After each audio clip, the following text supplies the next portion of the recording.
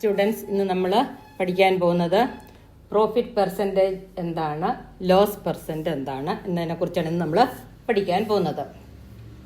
അപ്പോൾ പ്രോഫിറ്റ് എന്താണ്, ലോസ് എന്താണ്, അത് എങ്ങനെയാണ് കാൽക്കുലേറ്റ് ചെയ്യുന്നതെന്ന് കഴിഞ്ഞ ക്ലാസ്സിൽ പറഞ്ഞു തന്നിരുന്നു. ഇനി നമുക്ക് പ്രോഫിറ്റ് പെർസെൻറ്റ്, ലോസ് പെർസെൻറ്റ് എങ്ങനെയാണ് കാൽക്കുലേറ്റ് ചെയ്യുന്നതെന്ന് നോക്കാം. ആദ്യം ലോസ് പെർസെൻറ്റേജ്, ലോസ് പെർസെൻറ്റ് കാണുന്നത് എങ്ങനെയാണെന്ന് നോക്കാം. Loss percent is equal to, first loss calculate ചെയ്തെടുക്കണം. ലോസ് കാൽക്കുലേറ്റ് ചെയ്യാൻ cost price minus selling price ആണ് ലോസ് കാൽക്കുലേറ്റ് ചെയ്യാനുള്ള ഇക്വേഷൻ. ഇത് നമുക്കൊരു എക്സാമ്പിളിൻ്റെ സഹായത്തോടെ മനസ്സിലാക്കാം. Loss percent is equal to loss into 100 cost price C P. Loss into 100 CP ആണ് ലോസ് പെർസെൻറ്റ് കാണാനുള്ള equation. Loss into 100 CP. Loss calculate ചെയ്തിട്ട് ലോസിനെ 100 കൊണ്ട് ഇൻറ്റു ചെയ്ത് CP കൊണ്ട് ഡിവൈഡ് ചെയ്താൽ മതി. ഇത് നമുക്കൊരു എക്സാമ്പിളിൻ്റെ സഹായത്തോടെ മനസ്സിലാക്കാം. A man bought a cycle for ₹1,500. അപ്പോൾ ഇവിടെ പർച്ചേസ് പ്രൈസ്, അതായത് കോസ്റ്റ് പ്രൈസ്, വാങ്ങിയ വിലയാണ് cost price is equal to 1,500 and sold it for ₹1,200. വാങ്ങിയ വിലയേക്കാൾ കുറഞ്ഞ വിലയ്ക്കാണ് വിൽക്കുന്നത്. അപ്പോൾ SP selling price is equal to 1,200. അപ്പോൾ ഇവിടെ ലോസ് ആണ്, നമുക്ക് പെട്ടെന്ന് തന്നെ മനസ്സിലാക്കാം. Loss is equal to SP minus CP. നമ്മൾ ആ ഇക്വേഷനിനുള്ളിൽ ആദ്യം പഠിച്ചതാണ്.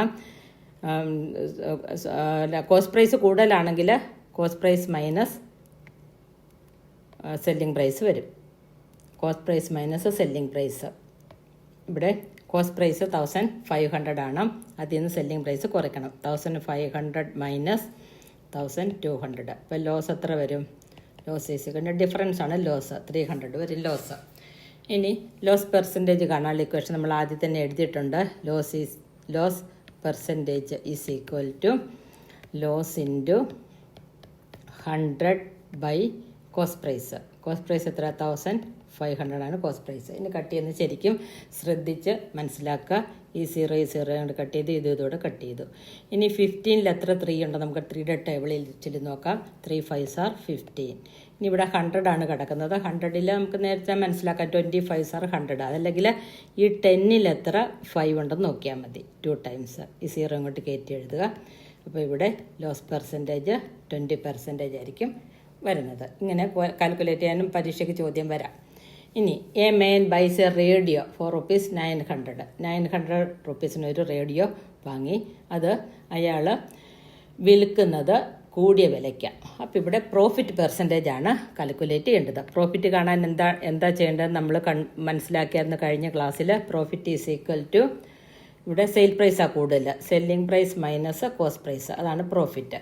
ഇനി പ്രോഫിറ്റ് പെർസെൻറ്റേജ് കാണാൻ profit percent is equal to selling price,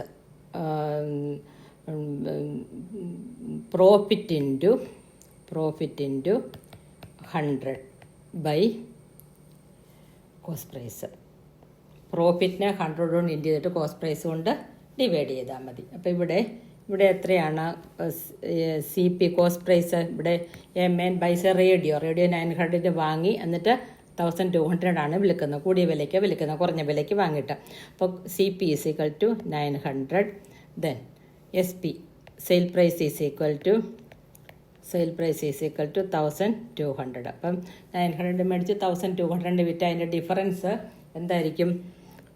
profit ആയിരിക്കും. അപ്പോൾ പ്രോഫിറ്റ് ഈസ് ഈക്വൽ ടു, ആദ്യം പ്രോഫിറ്റ് കാൽക്കുലേറ്റ് ചെയ്തെടുക്കണം, എന്നിട്ട് പ്രോഫിറ്റ് പെർസെൻറ്റേജ് കാണാൻ പറ്റുള്ളൂ. Profit is equal to SP minus CP. 1,200 minus 900 is equal to 300 വരും profit.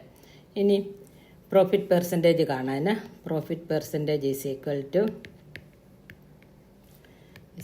To profit into 100 divided by cost price. ഇവിടെ ഇനി 3 9ൽ എത്ര പ്രാവശ്യം ഉണ്ടെന്ന് നോക്കുക. 3 3s are 9. ഇനി 3 കൊണ്ട് 100നെ ഡിവൈഡ് ചെയ്യുമ്പോൾ എപ്പോഴും 33 ആൻഡ് 1/3 ആണ് എപ്പോഴും വരുന്നത്. അത് മനസ്സിലാക്കി വയ്ക്കുക, കാണാതെ പഠിച്ചു വെക്കുക. 100 ഡിവൈഡ് ബൈ 3 റിസൾട്ട് 100നെ 3 കൊണ്ട് ഡിവൈഡ് ചെയ്താൽ റിസൾട്ട് 33 ആൻഡ് 1/3 ആയിരിക്കും. എപ്പോഴും ഇതാണ് അതിൻ്റെ റിസൾട്ട് വരുന്നത്. 33 ആൻഡ് 1/3 ഇത് ബൈ ഹാർട്ടാക്കി വെക്കുക. 33 ആൻഡ് 1/3 നമ്മൾ ഡിവൈഡ് ചെയ്യാനൊന്നും പോകണ്ട, ഇതങ്ങ് മനസ്സിലാക്കി വെച്ചാൽ മതി. 33 ആൻഡ് 1/3 ഇത് മനസ്സിലാക്കി വയ്ക്കുക. എപ്പോഴും ഇത് തന്നെയായിരിക്കും ഇതിൻ്റെ എമൗണ്ട് വരുന്നത്. 100 divide by 3 is equal to, ഇനി നമ്മളൊന്ന് ഡിവൈഡ് ചെയ്ത് കാണിക്കാം, നിങ്ങൾക്ക് മനസ്സിലാകുന്നതിന് വേണ്ടി ഞാനൊന്ന് ഡിവൈഡ് ചെയ്ത് കാണിക്കാം.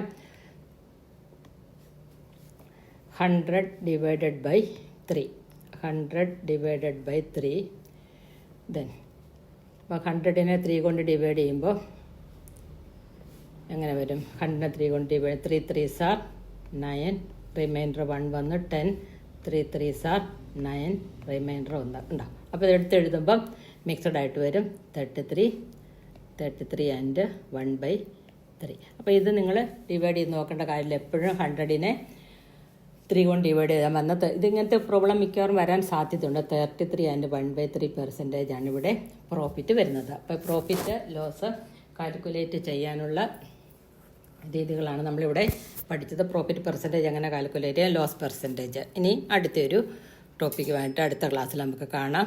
Thank you.